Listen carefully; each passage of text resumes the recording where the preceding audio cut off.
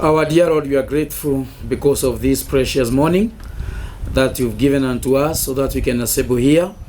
We don't take it for granted every time you give us time to meet. And we believe, King of all glory, that today you are nourishing our spirit, oh God. You are going to edify us, oh God. You are going, my Father, to make us know what we don't know. You are going to remind us of what we know. And we are going to emphasize on what you need us to understand. We pray that, my Father, you may give us that spirit of insight, oh God, that, my Father, you may be convinced of your will. I pray for your spirit to guide us all through. In Jesus' name I pray. Amen. Amen. We can have our seats. I thank God because of this opportunity. By God to be with you here, St. Paulians, and also through our able Reverend and the leadership in general. Thank you because you are never tired of me and I'm never tired of you. I thank God because of the attendance that we had since Thursday, the day we started our revivals, and it was teaching revivals, and we thank God because of what you've learned. I thank God because every time I come to Kiambu, I always have some topics that are not so common even to myself, and it would shock you to know that after here it is when now I go to teach other churches what I've taught you. Praise be to God. Because as I teach you, I get deeper and deeper, and I get revelation. Like last time we were running about getting deep. That is what I took 2 weeks ago at River PZA, and 7 people got saved. Praise be to God. So I thank God because of what God is doing. I also told you, Reverend, that he has a congregation that is very receptive, and they are people who loves the Word of God. I'm used to come alone, but today, or even from Friday actually, Friday, Saturday, and today, I have my wife with me, and she's here in our midst. Simama tu makuja usalimia watu. Niliwaambia Thursday utaongea leo. Kwa hivyo kuja hapa uwasalimie, wasikie vile unaongeaga. Praise be to God.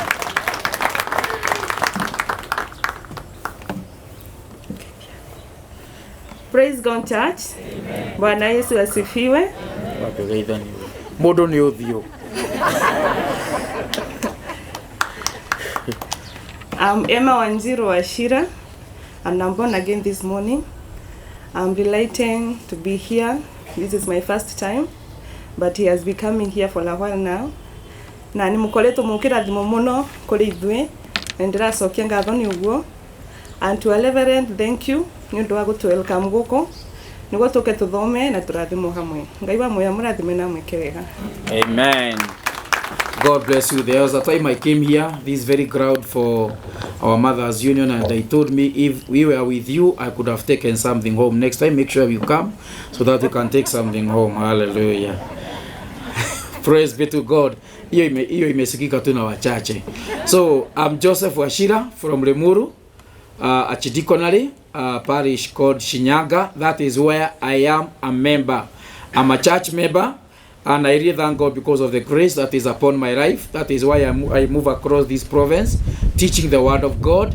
And I thank God that we are here today to continue, in fact, to climax on what we have been learning. Because from Thursday, we started a topic, them that were absent. We started a topic whereby we got it from the book of Judges, chapter number 6, verse 26. And it is where God was telling, or the angel of the Lord appeared unto Gideon, when the Israelites were now at a siege because of the Midianites who were oppressing them for almost 7 years. And the Bible says that God appeared to Gideon, and he told Gideon that go and destroy, tear down, that is verse 25, Judges 6:25, tear down or break down that evil altar that is in your father's compound. And he told them, now go and erect another altar that is now divine, a godly altar. And this is why we got our topic that was telling us that we need to raise godly altars in our lives. And I thank God because we came to realize that if you don't raise godly altar in your life, those other altars will work on you. If you are not careful to raise a godly altar in your life and in everything that entails you, then those evil altars, any other altar will work on you. Someone said, if you are going nowhere, any road can take you there. So if you have no altar, any altar is good for you and can work for you. And that is why so many people, they are living in fear, not sure about themselves, not sure about their families, not sure about what may befall them, simply because they are not sure about the altar they hold or the altar they belong unto. And that is why God gave me this topic, and I thank God because your Reverend bought it and told me it is good to go, come and teach us. And I thank God because we've been learning from Thursday the ways unto which we can raise these godly altars in our lives. And we came to realize things do not just happen. Them that just wait, let me see what will unfold. Let me see what tomorrow holds for me. Let me see what, the government is going to say. Let me see what, people are going to say. No, we don't wait for things to happen. We make things to happen through the altars that we raise. And it is good to understand whether it is an evil thing or a good thing that is happening around you, there is power that is causing it. And that power that causes good or negative things, it originates from a source we call an altar. Altar can be evil or can be godly. And these altars, it is good to understand that we have mandate to raise these altars. Some of them we raise ignorantly. You find yourself out of your ignorance. There are some altars that were raised. Others were raised because of our wickedness. You become so wicked that some altars raise themselves.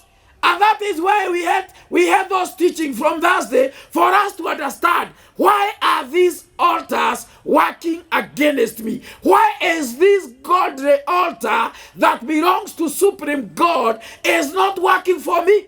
Because it is the time that you connect with the right altar that you start experiencing the right things from this God. And that is why our first reading, I start from there. I'll give you a recap of what we learned. Our first reading, God is reminding the people of Israel through his servant Moses. That is why we have the Deuteronomy, Kubukubura Torati, Woshokeri Diamadani. It is a reminder. The whole of Deuteronomy, it is reminding people. That is why even when we preach the obvious, when we teach the obvious, we know it is a reminder, and it is very biblical to teach you that obvious. And the Bible says, he was told to tell them, when you get to that land, you will find other tribes. You know what amazes me with this God, when he was giving them the land of Canaan, it was already possessed. And when I'm talking to young people, I tell them, you may not find a free man. You may not find a free woman. But God will always help you to dispossess. Praise be to God. Si kusema ati huyu nilioa, ati alikuwa amekaa tu hivyo, hakuna mtu alikuwa anamchokoza. Hapana. Even as we talk, you will hear her telling me, there was a guy who was telling me and this and this. Amwambia wewe jamaa sasa, sitaki kunikumbusha. So even the land of Canaanites, it was occupied, in fact, by 7 tribes. So they had their gods with small g. They used to raise altars, some under trees, some on the rocks, some on the mountains. They used to have these altars. And then God is giving caution. He is saying, when you get there, the first thing you need to do is to demolish, even to wipe. Those altars were written. You are to wipe. You are, to destroy. You are to bring down. You are to cut down even those trees that they were worshiping their gods. And then after that, verse 4 of our reading, Deuteronomy 12 and verse 4, it is saying this. I wish it was in bold letters. Do not worship your Lord in the Yahweh. Do not worship your Lord in the Yahweh, because they had the Yahweh But I'm here to tell you, as a servant of God, in this world where you are living, in the society you are in our generation, in our nation, in the world at large, people are worshiping different gods. People have different modes of worship. But I'm here to tell you, do not worship your God in the Yahweh. Do you know why? The God is not your God. How can you worship in the Yahweh and you don't know the your God? And the Bible says in verse 5, but you are to seek a place. You are to seek a place where the Lord your God will choose from all your tribes to put his name there, meaning where he shall be dwelling. You shall seek a place. You seek a place. I thank God because after seeking all the places, you chose to be a St. Paulian. You shall seek a place. You don't come here because you were compelled. You came here because you sought this place and you decided this is my place of worship. And the Bible says it is a place of his dwelling. And the Bible is clear saying, to that place you must go. Let me tell you something. One of the things you need to do is to avail yourself to that very altar. You know, I always tell our Christians, those outside there who compete with us, with their different forces and powers, they have their altars, evil altars, whereas you have the godly altar, and I'm teaching you how to raise one. And when they go there, they avail themselves to their altars. They are very punctual. They don't miss their altars where they get their powers. But for us Christians, it is so unfortunate. We come to church when we feel like coming. We come to worship when we feel it is convenient. I was telling people during the revivals, we don't come because it is convenient. We come because it is convincing. And you come here because you understand that you need this God, you need this power, the positive one, to demolish and to deal with other evil powers. So what you need to do, number one, you must avail yourself to that altar. And I thank God because we don't just go. The Bible says, you shall seek the place where the Lord your God will put his name, where he will be dwelling. You shall seek a place. You don't do it blindly. There are three things to consider. Number one, you consider the deity behind that altar. The deity behind that altar. Not every altar you call your own. There are some altars that are not altars because that are not godly, because the deity behind them is questionable. I know some of us, out of ignorance, you just attend in a church, you just attend in a building and you say, praise God at the back. I thank God I'm here because I've said God is everywhere. He is not everywhere. There are places he is not. Praise be to God. Amen. So consider the deity behind every altar. That is why in our Anglican church, and I'm proudly Anglican since childhood, this is why we say, I believe in God Almighty, the creator of heavens and earth. So you can be assured in Anglican, we have the right deity. Praise be to God. Amen. Number two, consider the priest behind that altar. You've had in our second reading, Matthew 23, 16 to 22. We've learned about four things. If you are keen following that reading, we have a temple. Inside that temple, there is an altar.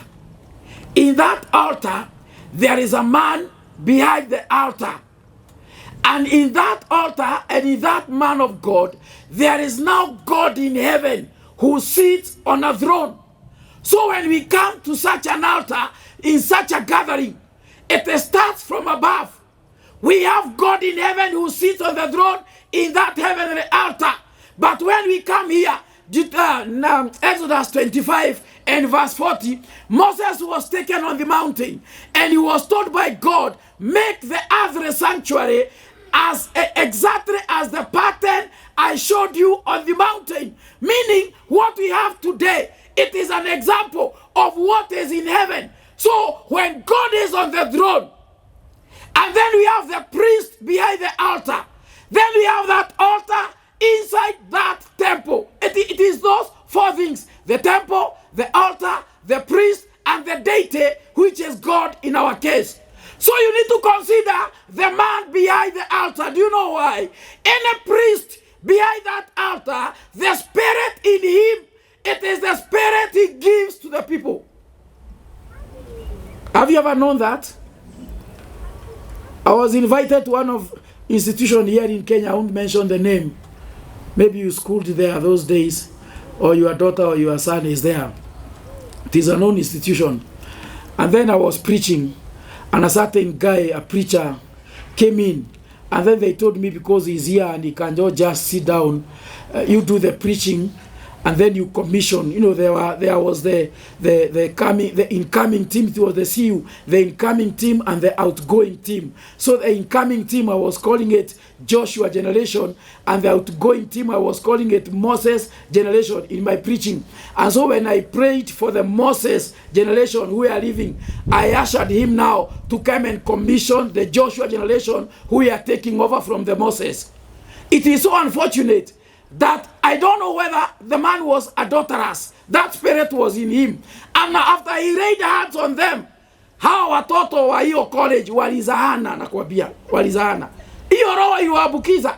And this is why I want our Christians, not everywhere you go and bow your head for someone to lay hands on you. Ni ukugia kihara. O haria wathi ugatengeria kiongo, wigerwo moko, amwe mekerirwo ngoma itamenyeka acio imireku. Yes, you become possessed because everyone is laying hand on you. You need to consider the man behind the altar. And this is why I tell people, not everyone is in a suit is a man of God. Not everyone with a large vehicle is a man of God. Not everyone with a shooter is a man of God. Praise be to God. Amen. Consider the priest. And that is why, again, I'm proud of my Anglican church. Because they are not just sent, they are scrutinized before they are sent to us. And if anyone messes around, he goes, another one comes in. So you can be sure that you have the right priest, and especially you, St. Paul's, I can tell you, you have the right man of God. You know, I've gone loud. I've told you I've gone more than 700 churches in Kenya, our Anglican churches. And when I say your reverend is good, believe me, he is good. Praise be to God.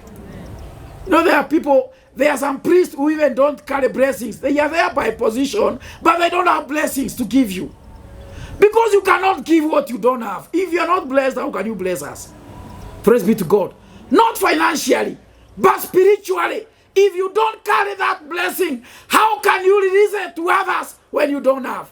The third thing to consider, and this is my area of concern today, as we raise godly altars, the last point, you need to consider, I've said number one, the deity. Number two, I've said the priest. Number three, the sacrifices that are required in that altar you want to call your own. You ask yourself, what is the deity behind this? It is God Almighty. Who is the priest? You know you have the right man. Number three, what are the sacrifices that are needed on that altar? Oathia magogona mangĩ ũkaigua andũ magĩtio mĩting'o ya mbĩa. Na ũkona mũndũ ahĩtanĩte na mbĩa agĩetha mũting'o. You can have that tail for that rat. You can look for it a whole week. You can look for a black cock. From here to Roiro, from here to Kawagwara market, you are looking for a dark cock to take to a priest. Na ithuĩ na kamocono ndũngĩtũhe tũnyue thubu. You know? Sasa huwa nauliza watu, kupata mkia ya panya na kupata sadaka 200 ni gani rahisi? Si utafuta sadaka. Sasa wewe, Mungu atusaidie. You need to consider. You go to a priest and he tells you, you go to an altar and they tell you, we need your firstborn. What for? we need your husband, we need your mom, we need your what? No. And this is why I say in our church, in our altar, this altar of Christ, it was quenched by the blood of Christ. Are you getting this? It is quenched. If you go to any altar and they demand blood sacrifice, run on your feet. Praise be to God. Now listen to this. We have said you consider the deity, you consider the priest, and the type of sacrifice that you're asking.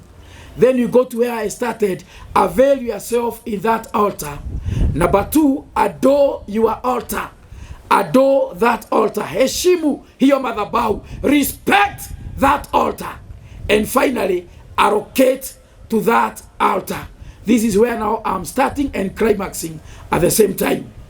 Allocate. Feed that altar. It is already quenched, but you need to feed it. How do we feed our altars? And this gets to our 5th P. Because I said, when we are raising godly altars, number 1, you must make a praise for this God. If you are to raise a godly altar in your life, give him a place. We got it from 2 Kings chapter number 4, verse 8 to 10. Create a place. Usher him in your life. The Shunammite woman ushered him. The Bible says that she made an upper room for the man of God. She raised an altar in her home physically. She raised an altar, and that one takes us to the spiritual realms whereby we need to give God priority. So we give God a praise in our lives. Number 2, we said we must be pure, because purity will enable you to raise a godly altar unto your God. And I put more emphasis on this. Some of us, the evil altars that are working on our lives, that are working against us, it is because we are guilty in one place or the other. You feel guilty, you feel condemned because of something that you did. You polluted yourself, you corrupted yourself, you contaminated yourself. And the Bible told us in the book of Ephesians chapter 4 and verse 27, don't give devil a foothold. Because when you do something evil, he has legal grounds to torment you. Are you getting this? Yes. So some of us, we are struggling to come out of situations, and it is us that we got ourselves into them when we went wayward, when we deviated from the ways of our God. We did something, and that something has been haunting you. Thank God today we are in the right place. We're going to pray over you, and then, God will remove that guilt conscience in you, so that when we destroy, when we pull down through repentance and we tell God we want to be pure, because without holiness no one will see God. And we read from the book of Joshua chapter number 7 verse 11 to 13, whereby there was a young man who had hid some properties that were meant to be destroyed, and because he hid them, he wanted to benefit from them. The Bible says that the whole army of Israel were defeated by a small tribe. They were chased away by a small group, simply because something evil was amidst them. And I was telling people during the revivals, anything that it is evil, and you have done it, you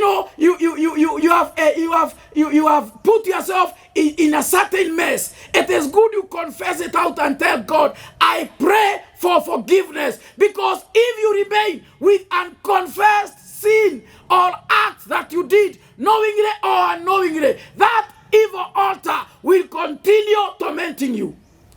And I gave them an example of a movie I was watching.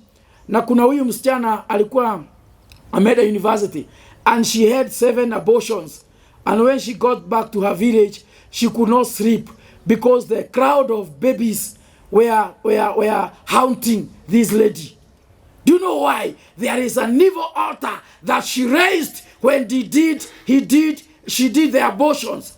And even today, some of us are stuck in certain situations. Things are not flowing, but you know what you did? You know what you did? I gave you an example last time I was here. I don't know whether it is this place. I gave an example of a certain lady, a certain woman, who gave 15,000 as a bribe for her daughter to be taken in a certain school where she was not called for admission. And then she bribed, I don't know, the principal or the chair. I know, and then she got in, the child got in.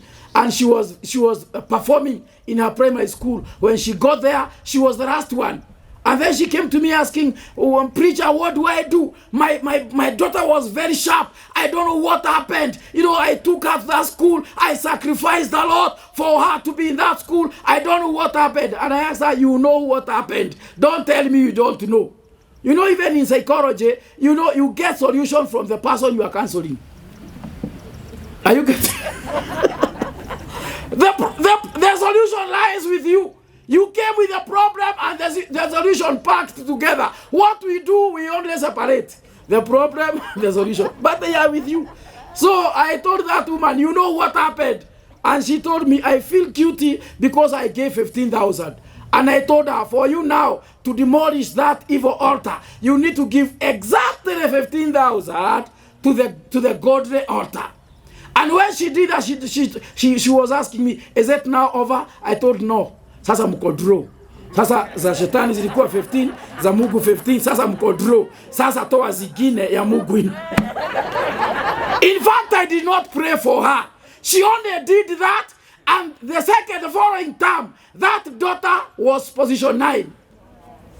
It happens. You know what you did? Without purity, evil altars will reign over your life. And number 1, we said it is a place. You give him a place. The Bible says he is knocking at your door. Give him a praise. Give him priority. Be saved. Get salvation. Number 2, be pure. Number 3, make a prayer. I told people in the revivals, you can survive anywhere. You can thrive. You can succeed anywhere. If you can raise godly altar through prayer.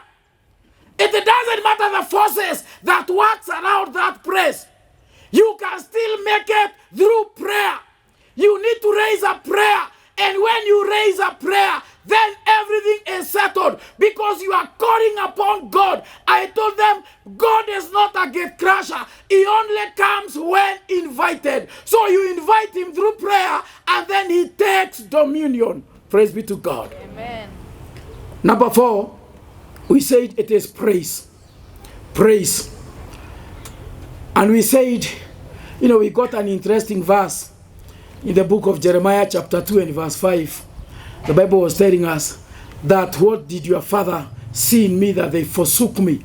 They forsook me. The Bible says they worshipped worthless idols and they became worthless themselves. You follow worthless gods, you become worthless yourself. And we said, whatever it is that you praise, and when I talk about praise and worship, see how easy choruses, it is your confession. Ni nini yo unainua sana kwa mdomo wako? Ni nini yo unainua sana kwa matendo yako? What is it that you give all your attention and all your commitment? What you are praising, what you are exalting, it is what dominates your life. Na watu wameishi kuinua shetani. My friend there, wakili, aliniambia, aliandika pahali, I said when you are praising the devil, you are giving him mileage. Which is very true. Ukimsifu shetani, kila kitu, mpaka maziwa ikitaka kumwagika, gome kwa dawa itairia, goma oriko, do ikarao iria ritheruke, urahata, ugezuga uge gome teage goko. There was a time I was traveling to Meru, to Ebu, to preach. And then I was in a Nissan, around Makutano, pale Wamumo, that place, where I think 4 bishops died in an accident. So after that, some few weeks after that, then we were traveling. I was at the back seat. We were with a certain lady there. I don't know her. We just met in the matatu. And then, huyo driver kakanyaga brakes. Tukagogeshwa chini mpaka mimi nikagogwa. Those time hakukuwa na mask. Nikagogwa hii mdomo ya chini hii. Nikaambia shetani, upende usipende nitaenda kuhubiri. I was going for 80 days revivals. Nikasema lazima nihubiri. Sasa na huyo msichana akatoa simu. Mom, guess what? tungekufia. Unaona hapa kama wewe sharp, mngekufa na nani? Mimi singekufa. I'm living to declare the goodness of God. Because I don't praise the devil. Praise be to God. Yes, we learn how to praise God. And we learn from the book of 1 Chronicles chapter 16 and verse 4. 1 Chronicles 16 verse 4. We learned about how David brought back the Ark of Covenant. And the Bible says when he brought it, he put it in the tent that he had pitched for it. And he appointed singers. Because we said the only way you can maintain the presence of God around you and in you, it is only through praise. Hata kama saduku ilikuwa imeibiwa, hakuajiri bodyguards wako na buduki. He appointed singers for you to maintain the presence of God, to raise God the altar around you. Learn how to praise God. Learn how to worship Him and Him alone. Today it is our last P. It is price. Price. Dhogora. Raising godly altar through price. I'll take only like 10 minutes. Listen to this. David is saying in the book of 2 Samuel chapter 24 and verse 24. David is saying, I will not offer unto God any sacrifice that cost me nothing. I will not offer unto God any sacrifice that cost me nothing. Because at that time, he had sinned against God. He had counted the men of war, and it was against the will of God. So God told him to choose 3 things. And after that, now he was to raise an altar unto God so that God can pardon him. And the Bible says when he went to a certain man called Araunah, he was being given everything for free because he's the king. And most of us, we are in that stage. We want those free things. We want things to be done for us free of charge. When we feel some things are free, we run there to get free things.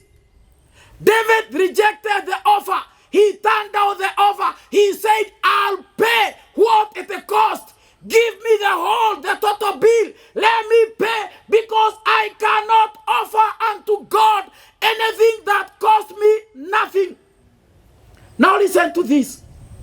If you are to raise God the altar in our lives, in our working places, in our families, today is a family Sunday. We have ours on coming Sunday at Shinyanga. So as you have this, that is why I requested Leverett to let us hear the word of God so that now we can raise those godly altars with a revelation. Praise be to God. Amen. Listen to this. You need to raise godly altar for yourself and your people and your business and everything around you with a price. Let me tell you, one of the way we raise this altar through price is by paying our 10%. Let me tell you, this one is shocking. You know, most of us, we are very good. When we get to our working places, we declare that we raise godly altar in this business, not demon. It is good to pray. But my brother, my sister, if God is to be your partner in your income, then you must raise godly altar through paying the 10%. Kama utoi fukura 10, hata uombe maombi na kichwa ikiwa chini miguu juu, hakuna mahali inaenda. Pay your tithe. That is the only way that God has assured us in the book of Malachi chapter 3 verse 8 to 12. I will rebuke the devourers. He has not said when you pray I will rebuke. No, it is when you pay the tithe. And let me tell you, when you are paying 10%, you are not doing anyone favor. You are doing yourself favor. Like those who have come here, they have raised altars in their financial matters. You raise an altar in your money that no evil will come and take your money. No short ways will come and consume your money because you have raised a godly altar in your money. Besa siaku siabarariye kigogona, otoga waku wabarariye kigogona na kuruta taithi. Praise be to God. If you want God to hedge around what you have, to fence around what you have, pay 10%. You are raising an altar through price. Number 2, first fruit. First fruit. You have rentals. Those rentals, the first rent belongs to God. It is first fruit. That job, the first salary belongs to God.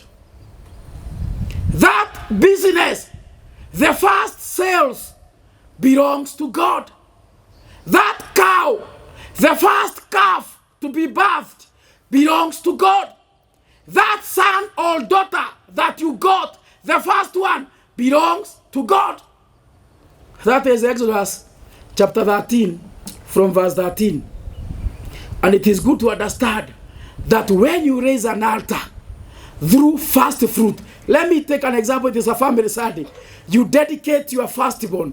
You dedicate, everything concerning you with first fruit. You give that price. When you dedicate your firstborn, you are making way easier for those that are under him or under her. Some of our children that are messing up, it is because the head, the firstborn, he was not dedicated. And you have to take this one seriously. Kuliko ugoje utuletee mtoto tumutoe mapepo, tumutoe vitu ameweka huku na ameweka mkonyo na amechorwa. Kuliko hizo mambo zote zimpate. Mtolee dhabihu. And this is my great concern. Some of us, even when we are dedicating our children, we call it churching, when they are very small. When they are being baptized, that is the time to raise an altar for your child. But it is so unfortunate, you put only 200, 500 in the envelope, and you go home to make a party after party. You hold a party, and you spend almost 100,000 entertaining your guest. But at the altar, where you are to raise a godly altar for the future of your child, uliacha 500. This is what we do. Praise be to God. Hapo nimetoka. Number 3, thanksgiving. Thanksgiving. The Bible says in the book of Psalm, chapter number 50, Psalm number 50, verse 23. Whoever gives thanksgiving offering, he who gives thanksgiving offering honors me. He who gives thanksgiving offering, not thanksgiving chorus, not thanksgiving testimony. Because we are good in testimonies. We are good in choruses. He has done so much for me. I can we know you cannot tell it all. But please take an envelope and tell a bit. We know you cannot. You are raising an altar through giving thanks. And it works wonders. If you read the same Psalm, number 50, verse 14, the Bible says that fulfill your vows. Bring your thanks offering unto me. Verse 15 says, and you will call me in the day of trouble, and I will answer you, and you will glorify me. So we have assurance when we give thanks unto God, because you have raised an altar that even when you call him, he is going to hear you, because you raised an altar of thanksgiving. You don't just tell God, thank you, jua kile utasema. Praise be to God.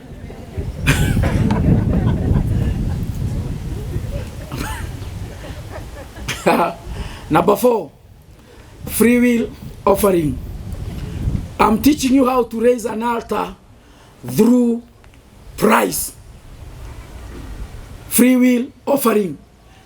Inaitwa sadaka ya hiari. Sio sadaka ya kawaida. Ti muhothi wa kawaida. Ni muhothi wa kwiyendera. And let me tell you, the Bible says in the book of Luke, chapter 6, verse 38, that give a good measure. Give a good measure. You are raising an altar because the Bible says the heart that giveth It is the heart that receiveth. Sometimes we just put forth our hearts to receive with nothing in our hearts. It is the heart that giveth, that receiveth. May God help you to know how to give a free will offering. Here comes now with our pillars, with our seed offering, with our building offering, with our sadakas here every day. That's where free will offering comes in, because no one measures for you. That is why it is open. Give a good measure. And even Deuteronomy 16:16, it says, do not come to the house of God empty-handed. And this is what I tell people. Don't make our work hard here. When you are praying, you are late to come to church. We are praying, God hasten your feet. And when you come here, we are praying for the offering. God remember those who don't have. And you are falling in both categories, surely. You were late, we have hastened your feet. You came empty, we are praying that God may bless you. Now, why don't you follow one praise? Ogokatene otale kanyamo kana ogesererwo ewe na kedo. Totire kohoyagira sieri. Modani rogo so. So raise an altar through this giving. Number 5, alms to the poor. We are in a festive season, and this one you have to get it right. The Bible says in the book of Proverbs 19 and verse 17, he who helps the poor leads unto God. You raise an altar because you help a person who is needy. And don't help them with what you cannot use. Don't help them with what you cannot eat. Give them, don't let God, those things that are trash to you. You let unto God something that is good. Because it means when you help the poor, you start before God as a creditor. God, you owe me because I helped a certain person. And this is what I tell our Christians. Most of us, we start before God as debtors. Tumekura tithe, tumekura thanksgiving, tumekura fast fruit, tumekura free offering, tunakaa hapo kwa Mungu tukiwa na deni. Na ndio hata tunasemaga Mungu tumenyamaza mbele zako. No, kwa sababu huwezi ongea. You know what you've done. You are guilty. But once you help the poor, God says you led unto me. Praise be to God. And if you want to raise a godly altar, let me give this example as I conclude. There's a certain man, and I know maybe he's going to watch this, in a church, in a certain PCA church. That man is blessed. He's a prominent man. And then he was asked by someone, when we were there, he was asked, what is your secret to this prosperity? What is your secret? And he told us, every month, I make sure I shop for a certain family for them to pray for me. He doesn't go begging for prayers. He only shop for a certain family every month. And they have no choice but to pray for him. Do you know why? He has raised a godly altar through helping the poor. Juicy, with my wife, we gave a certain man, a certain people's warden somewhere. We blessed him with 2 suits. And I'm saying this to the glory of God. And that man prayed for me. When he just received them, he prayed and he almost shed tears. And I knew already I've raised a godly altar that will speak on my behalf. Nagera gai madiga tarokerwo agikocio na muthuri uma kwe wita maithori niko muteitheriria Jehova kiu kigongona ndirotura ndikiambararitie. My question is, do those people who are in need and they are within your reach, do they pray for you or they curse you? Guy, have you ever thought about it? Wera wakuna kwa mamijeria Maria para, wera wakuna kwa nemonage mekeve ya thamaki cia mekeve icio nicio monaga para. How do they connect with you? Have you raised an altar among the rest privileged within your reach? Nani mahoya make tuhoyaga na tutire thoni mwathani Ngai matara na kindu o maririkane o mahe we urikanite igana. How many have you remembered?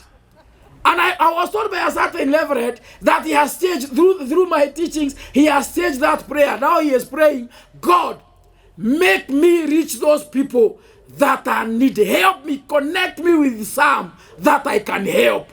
You make it a prayer. God, I feel I need to be a blessing to someone. And let me remind you what I taught you.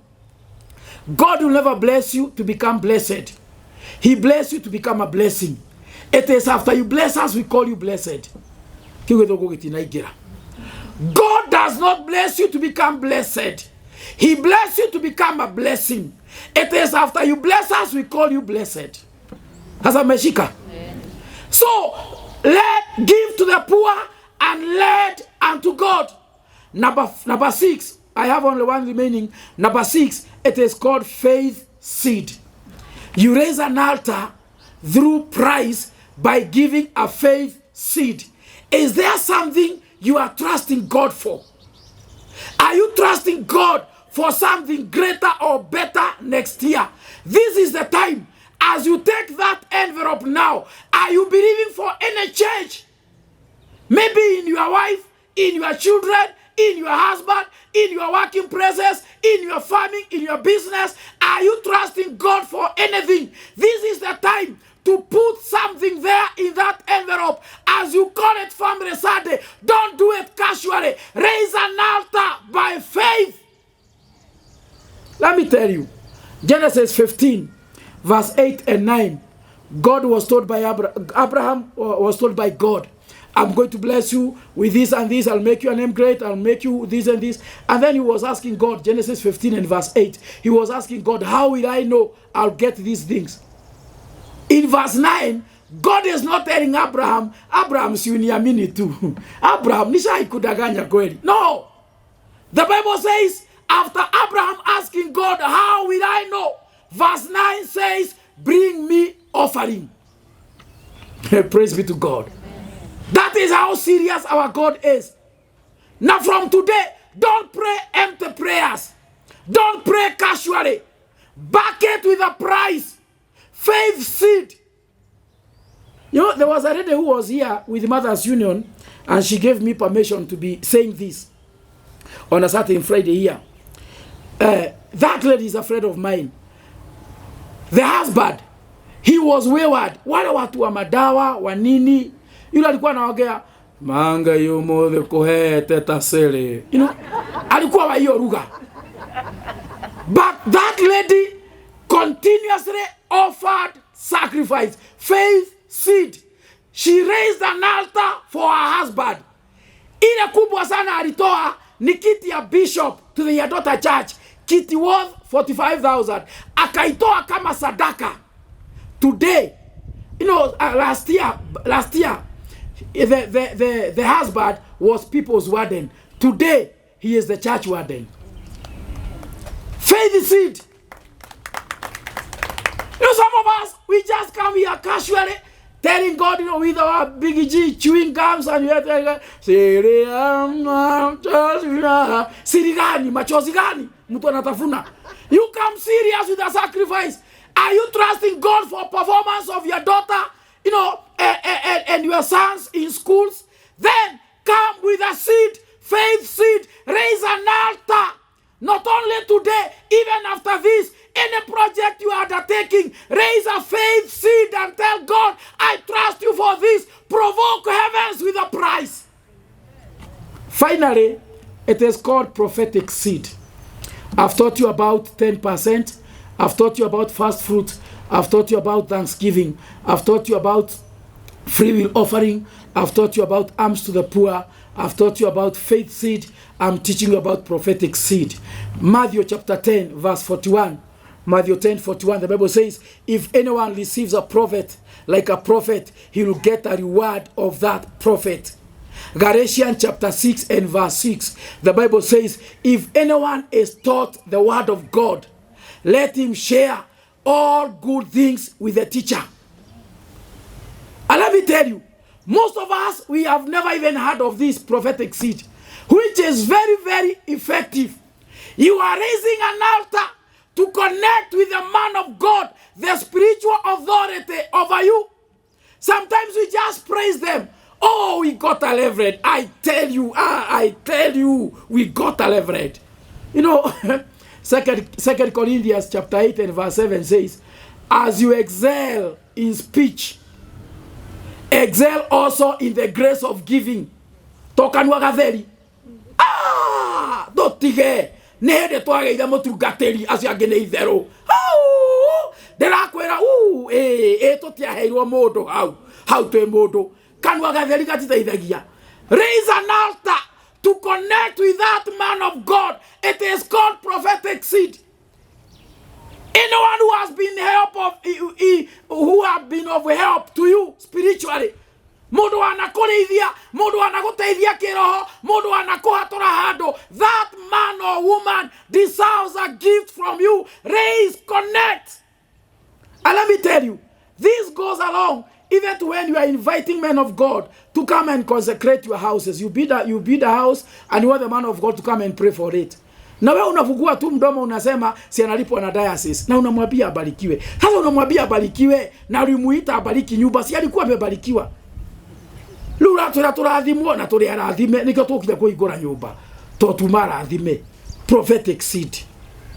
Hapo kumenyamazwa di handu turateithika mutiendaga handu tungiria kanyamu. Jehova ndahoya roho cio mwathani urothira na majia gutuhe kanyamu. Amen. Haya, sikiza. Even when we are praying for your new car, you come with your car. Raise an altar, prophetic seed. The man of God has prophesied. Hii gari siwaipata ajali, hii gari siibiwe, hii gari sikosa mafuta. You know, they are praying over that prophetically. Na unasema barikiweni, tulikuwa tumebarikiwa. Hawa kiretwa ma Jehova. Thegi nikudeithia gukana cindano eno. Toro mwathani atungatĩria ingĩ mahũtire. And this is the way you are to go about it. You should raise that prophetic seed. And it is very, very important to know that all that happens, they don't just happen. It is the altars that we raise. Na nijiraga ando, if you want to have it, you know, easier and better in your life, don't connect with the man of God. Don't connect with your preacher. Don't connect with them just casually or so formally because they are just sent at your church. Connect with them at a personal level. When you raise that altar with a price, with the man of God, you connect with the man of God, then you can be assured you are already, you know, there are some people that touches our lives and you feel whether you like it or not. Unasikia mpaka mtoto wa hiyo nyumba. Kuna siku my lady alituambia mtoe pesa 2,000 kwa hiyo pesa mfanye shopping. Hata mtoto alikubuka kumbuombea. Hata mtoto amekumbuka bless our lady. Kuna kitu ametufanyia. Praise be to God. Onamwakira no guga. So may God help us to raise godly altars in our lives, over our lives, over our premises or businesses, over our houses, you know, in our children, in our family members. Let us do it with a price. From today, don't do it casually, do it with a revelation. Can we stand up on our feet? I want us to do a simple chorus as I sit down. Kuambia Mungu tumekubali. Nimekubali Bwana, nimekubali Bwana, nimekubali Bwana, tawala moyo wangu. Nimekubali Bwana, nimekubali Bwana, nimekubali Bwana, tawala moyo wangu. This is our prayer, dear Lord, that we agree to what you've told us this afternoon. Thank you, my Father, because of teaching us, King of all glory, what you wanted us to hear, dear Lord. That, my Father, we need to raise godly altars in our lives. My Father, number one, by giving you a praise in us, oh God. And number two, by being pure, because, King of all glory, if you are not pure, we are giving upper heart to the enemy, our devil, dear Lord. Thank you because of reminding us to pray always, because when we remain prayerless, we are simply saying that we don't need you and you cannot come uninvited, oh God. Thank you because of reminding us to praise, because what we praise with our mouths, what we exalt with our mouths and mind and our doing so, God, God, it dominates our life. From today we declare, we shall praise you and you alone.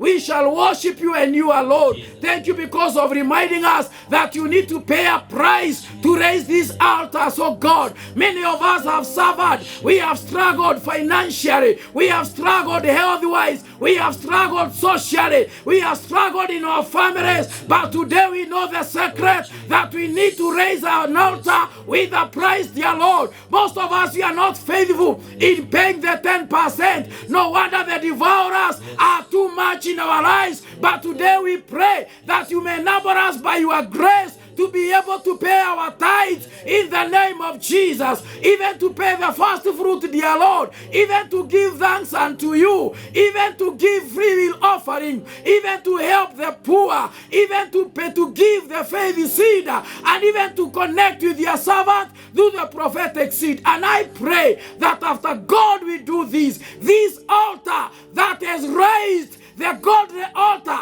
it will suppress all other altars that has been dominating our lives. Magogona maramana hukia family shito, magogona maramana hukia shiana shito, magogona maramana dhokia mawera maito, magogona maramana rehe merimo ya dera, merimo ya weshokera, neto amavuja vuja leu, they know what to rea Jesu. We are no longer ignorant. We have known the secret. Evil powers will never reign on us again. We shall exalt the altar of God. It will fight for us. It will speak on our behalf. It will fight our battles. It will speak on our behalf. It will shed light even in our darkness, oh God. And we pray, King of our glory, that any person who is needing this praise, oh God, any person who is suppressed and oppressed by any evil altar, today we declare him or her free in the mighty name of Jesus.